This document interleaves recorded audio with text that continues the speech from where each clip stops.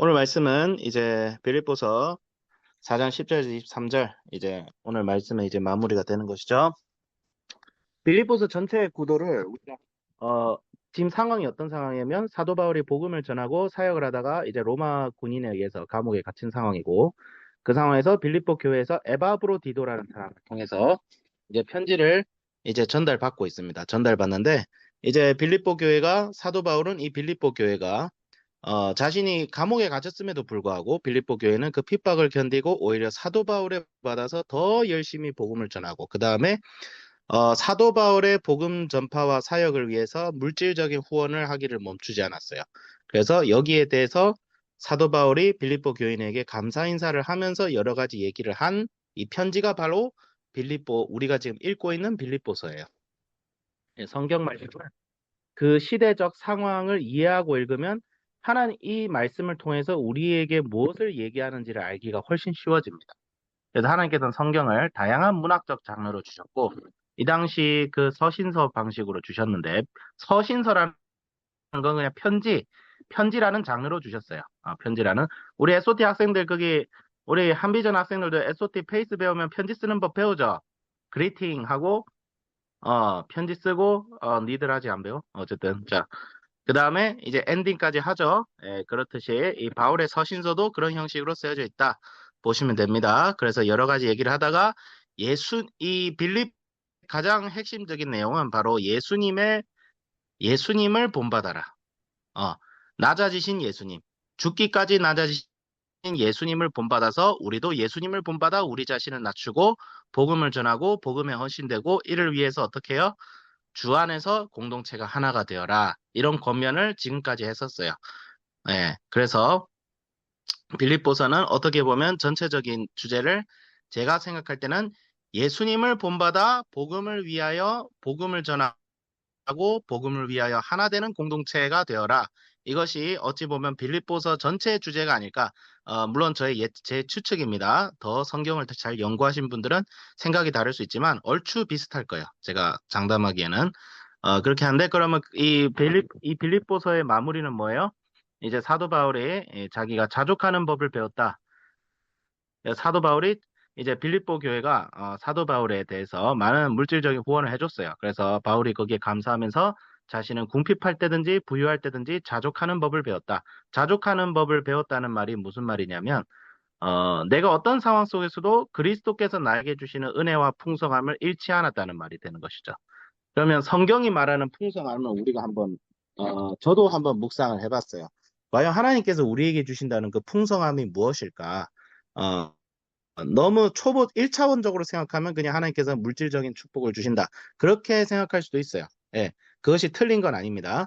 근데 이제 우리가 좀 더 하나님의 그 은혜와 관계에 깊이 들어가면 우리가 깨닫게 되는 것은 뭐냐면 내, 내가 물질적으로나 환경적으로나 상황적으로나 남이 보기에는 고통스럽지 않을까, 어렵지 않을까, 힘들지 않을까 하는 상황 속에서도 하나님이 우리에게 주시는 은혜와 기쁨을 우리는 놓치지 않는 삶을 살게 된다.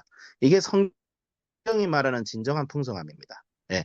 그러니까 우리의 기쁨과 우리의 행복은 상황과 어떤 주변의 상황과 우리의 물질적인 형편을 초월하는 복이에요. 이것이 바로 우리에게 허락하신 하나님 우리에게 주신 복입니다. 예.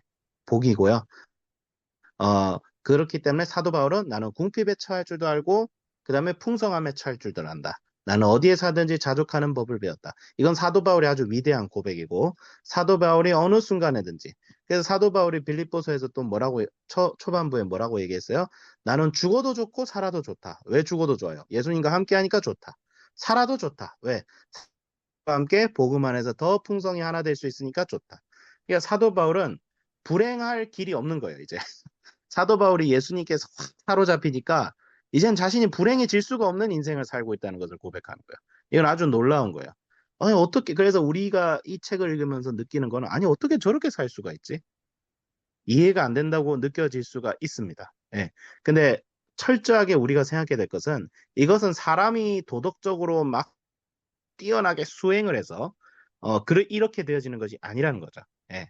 불교에서도 이런 자족하는 법을 배우기 위해서 자기 수행을 합니다.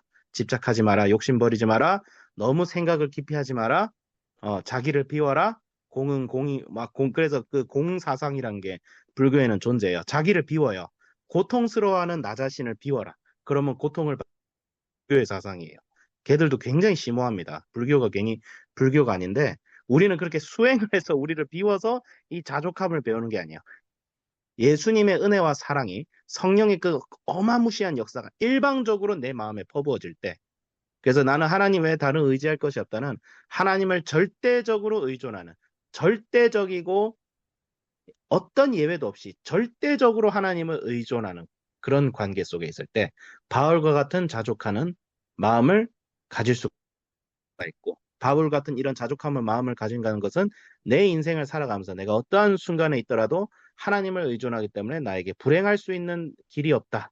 그런 것이죠. 고난도 넉넉히 이기고 오히려 하나님의 의를 더 이루어 나가는 그런 인생을 살아가게 된다는 것이고 성경은 이런 것을 우리에게 허락하신 풍성함으로 얘기하고 있습니다. 그게 물질적으로 부하든 물질적으로 가난하든 그와 상관없이 우리를 부하게 하시고 우리를 풍성하게 하시고 어, 그런 하나님의 섭리가 있다는 것이죠. 그래서 제가 이 말씀을 보면서 느낀 것은 하나님이 우리에게 주시는 풍성함도 그렇고 우리 한비전 학생들도 그렇고 우리 성도님도 그렇고 매 순간순간마다 누리시기를 참 기도하고 있습니다. 우리가 다 그걸 누리는 삶을 살아야 됩니다. 뭐 가난하게 살아라 그 뜻은 아니에요. 가난하게 산다고 이 풍성함을 누릴 수 있지 않습니다. 그래서 이 풍성함을 누리려고 막 수도원에 들어가서 물론 우리 한비전도 수도적인 생활을 하죠. 근데 본래 수도적인 생활이라는 것은 단순히 뭐 가난하게 사는 걸 말하는 게 아닙니다. 본래 가톨릭 수도원주의는 이제 뭐 가톨릭만 아니죠. 수도원주의는 모여서 신앙생활하고 가난한 자를 구제하고 복음을 전하는 공동체가 원래 수도원이에요. 산속에 틀어박힌 절 같은 공동체가 아니에요. 이 수도원에 대한 큰 착각이 있어요. 수도원이 원래 그런 공동체가 아닙니다. 그런데 그런 풍성함을 우리가 말씀을 읽고 기도하고 우리가 모여서 하나님을 찬양하고 말씀과 기도와 예배에 힘쓰고 성령의 은사를 구하는 것도 이 풍성함을 누리기 위해서예요. 예. 방언을 하고 우리가 성령의 놀라운 가시적인 역사를 우리가 강조하잖아요. 그것도 마음속에 이 풍성함을 누리기 위해서예요. 예. 하나님과의 깊은 관계로 가기 위해서. 하나님과 깊은 관계로 가면 그 모든 것을 초월하게 되어지죠. 예. 그러면서 이런 풍성함이 있어야 물질적인 축복을 받아도 행복할 수 있어요. 만약에 내 마음속에 이런 풍성함이 없는데 돈이 많아. 그러면 그 많은 돈이 나에게 오히려 걱정과 근심을 안겨주겠죠. 예. 물질적으로 우리가 빈곤하게 살 필요는 없습니다. 절대 그럴 필요는 없어요. 절대 그럴 필요는 없지만 물질적으로 빈곤하게 살든 풍성하게 살든 내 마음에 자족하는 방법을 알지 못하면 우리의 인생의 행복은 별로 없습니다. 이거는 제가 장담할 수 있어요. 왜냐하면 이미 사회 통계가 이미 그거를 보여주고 있거든요. 재벌집 손녀가 자살을 하는 거 왜일까? 그 마음에 자족하는 마음이 없죠. 예수님이 없으니까. 교회를 다닌다고 하면서 왜 마음이 불평하고 불행하고 행복하고 오히려 교회를 가니까 더 힘들까? 그 공동체가 예수님을 절대적으로 의존하여 자족하는 법을 배우지 못했기 때문이죠. 사역이 안 되니까 불행한 거예요. 사역이 안 된다고 생각하니까. 전도사들도 행복하지 않아요. 왜 사역이 안 되는 것 같고. 근데 자족하는 법을 배우고 예수님을 절대적으로 의존하는 마음이 생긴다는 것은 성령의 능력이 그 속에 역사하여서 내 인생에 진짜 예수님만이 하실 수 있는 일들을 경험하게 된다는 것이죠. 저는 한비전을 9년 동안 사역하면서 그것을 많이 경험했어요. 정말 많이 경험했어요. 비닐하우스에서 학생들 3명 가지고 학교 시작했을 때 제 마음에 행복이 찾아오는 것을 느꼈어요. 우리 윤서하고 수인이 있었을 때. 걔들 3명하고 비닐하우스에서 학교였을 때. 저 제일 행복했어요. 솔직히. 지금보다 그때가 더 행복했던 것 같아요. 제가 이거는 진짜 고백할 수 있어요. 그때 정말 하나님의 놀라운 역사를 많이 경험했거든요. 그렇기 때문에, 자족하는 법을 배우자, 성령에 의지하자, 예수님을 더욱 의지하여서 예수님을 본받아서 우리의 놓여진 이 상황과 일상 속에서 승리하는 삶을 살아가야겠다. 이렇게 저도 고백하고 저도 적용하겠습니다. 기도하겠습니다. 하나님 아버지 감사합니다. 주여 주님을 절대적으로 의지하는 저희를 되게 하여 주시고 예수님께서 자기를 비워 종의 형상으로 우리에게 오셨듯이 주님 우리들도 주님 본받아서 이 땅에서 비운 자세로 낮은 자세로 겸손한 자세로 살아가게 하여 주시고 주님만 절대적으로 의지하고 주님의 이 세상에 답이 없음을 믿습니다. 주님 오히려 주님 의지하여서 이 세상에 오탄 사탄의 권세와 싸워 맞서 이기고 승리하는 역사 일어나게 하여 주시고 풍성함을 배우고 하나님 아버지 주여 그리하여서 예수 그리스도의 몸된 교회가 우리 한비전 공동체가 주사랑 교회가 더욱 하나님 아버지 주님 안에서 강건하여지요 강력해져서 복음을 전하기에 힘쓰고 가난한 자를 구제하기에 힘쓰고 정말 다음 세대를 키워내는데 힘써서 한국 교회 살리고 열방의 복음을 전파하는 아버지 그 놀라운 풍성함을 우리 가운데 허락하여 주시고 정말 물질적인 풍성함도 허락하여 주셔서 하나님 아버지 궁핍 영적인 궁핍함이든 물질적인 궁핍함이든 우리가 그것에서 자유할 수 있도록 주님 저희들 인도하여 주시옵소서. 감사드리며 우리 주 예수 그리스도 이름으로 기도드립니다. 아멘.